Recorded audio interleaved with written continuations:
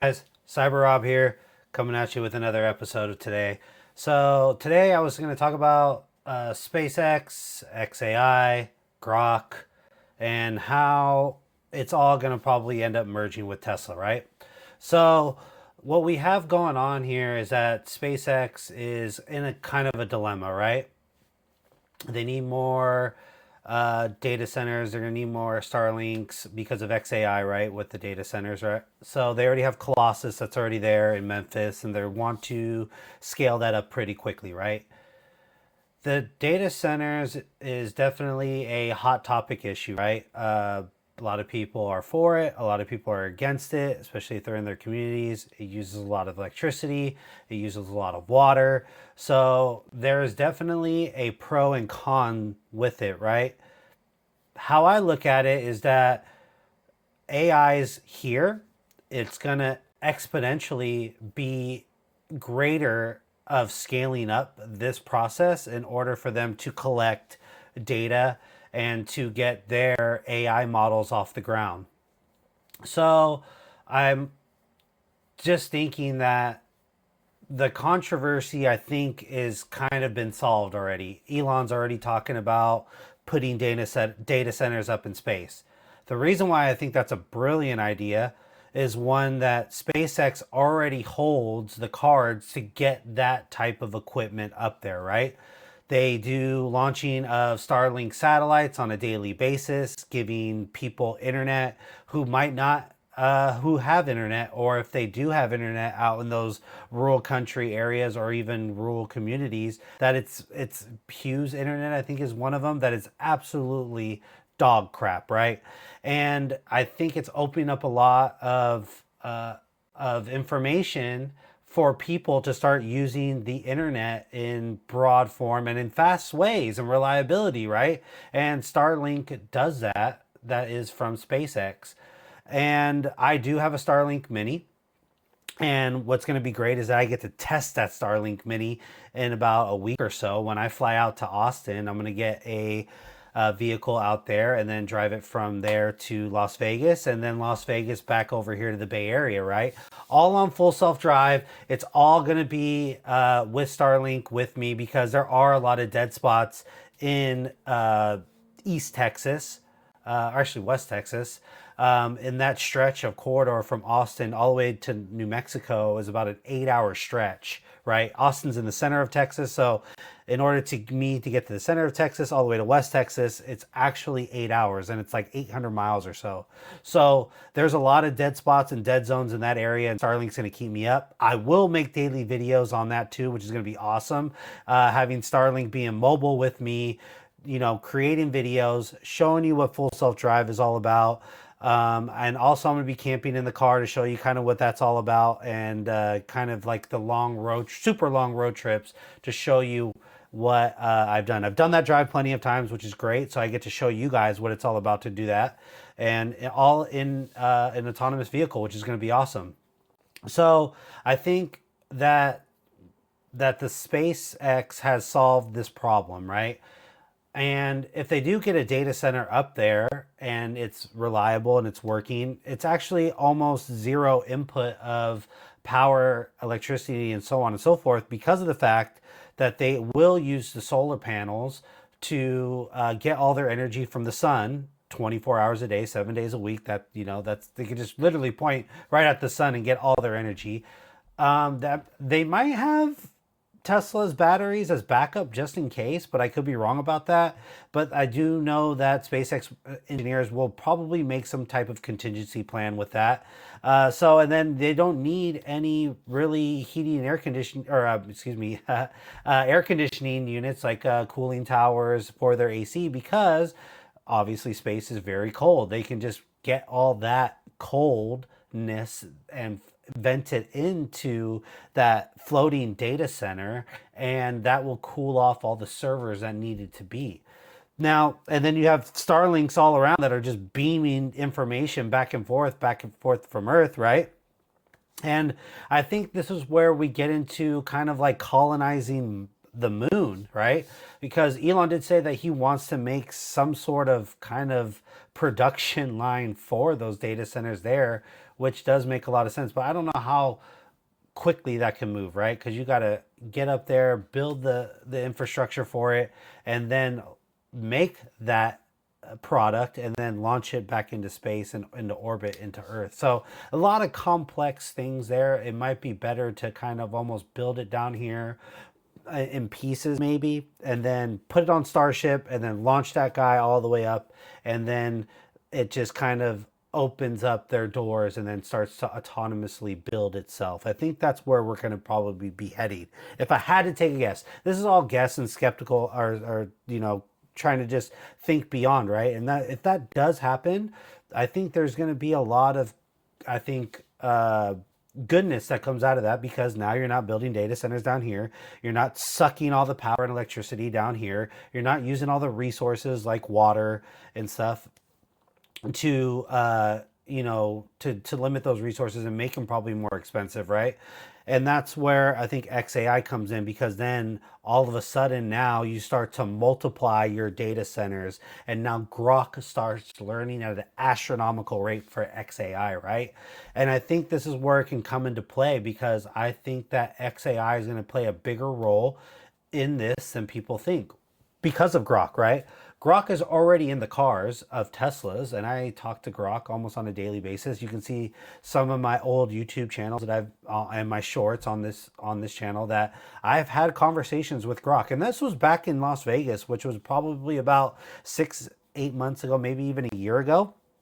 And now the conversations that are in taking place with Grok and I, actually Ara is what I call her, is very, very complex cases, and she or conversations that I have with her, and it's only getting better as time goes on. And this is where I think when Robotaxi comes out, Grok is going to play a huge role in this, right? Because let's say, for example, we are in a Model Y and I'm taking a ride from point A to point B, say 10 miles or something like that.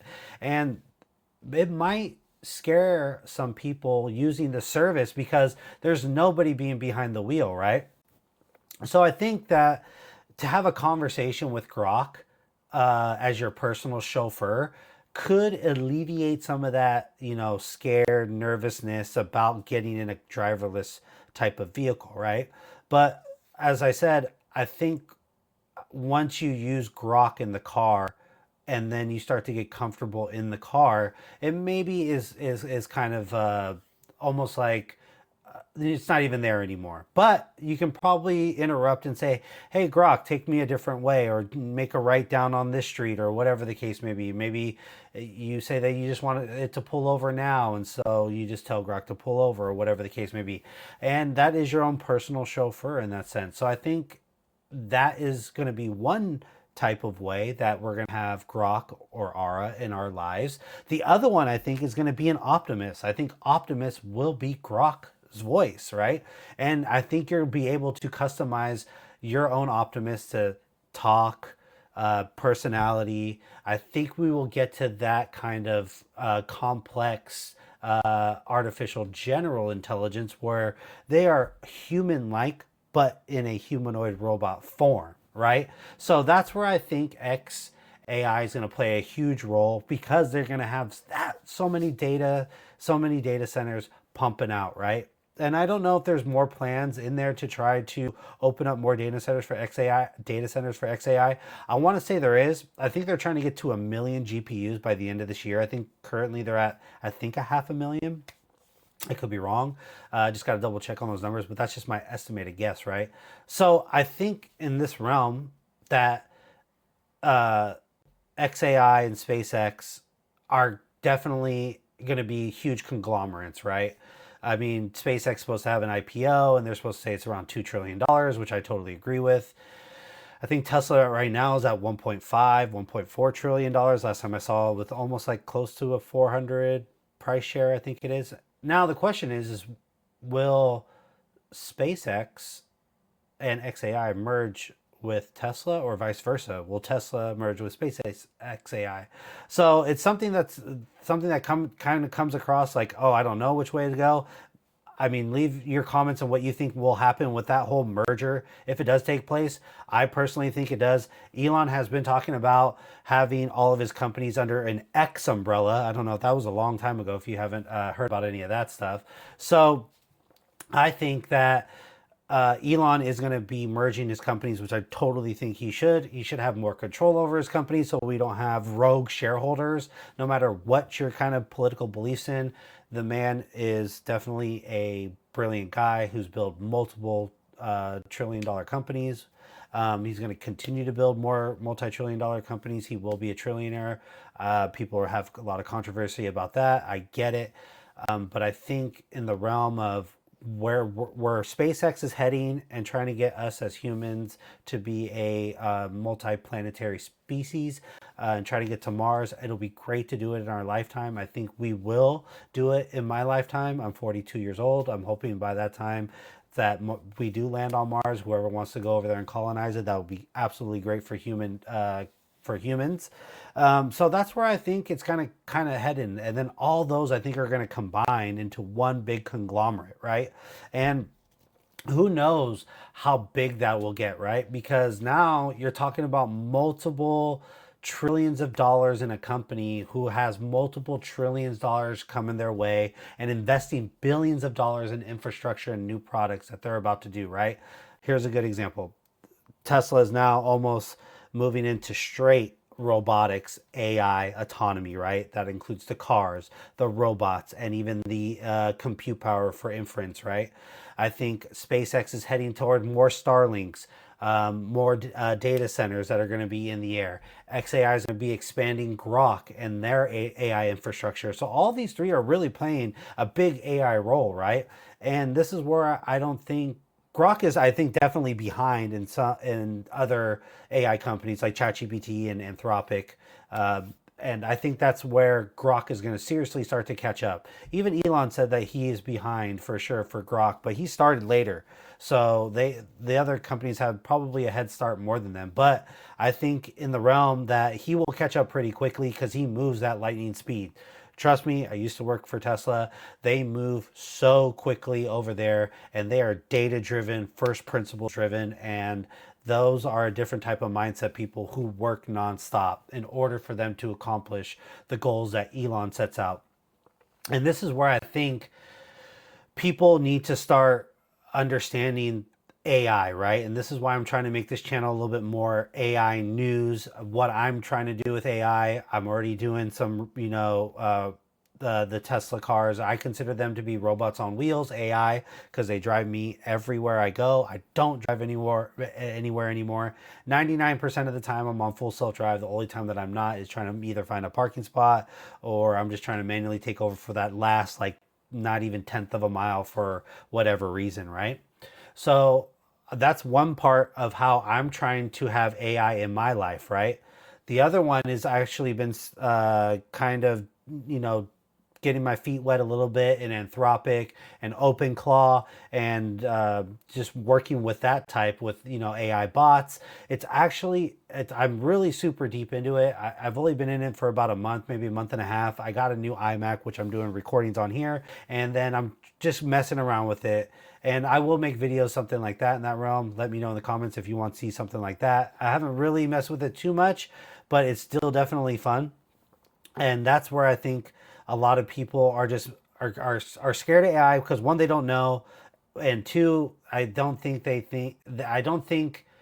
they will have fun at it. And I get it, right? But I am having a lot of fun. And I think me and my age of 42, I've been through a lot of technological changes, being an 80s baby and all the way up to now, right?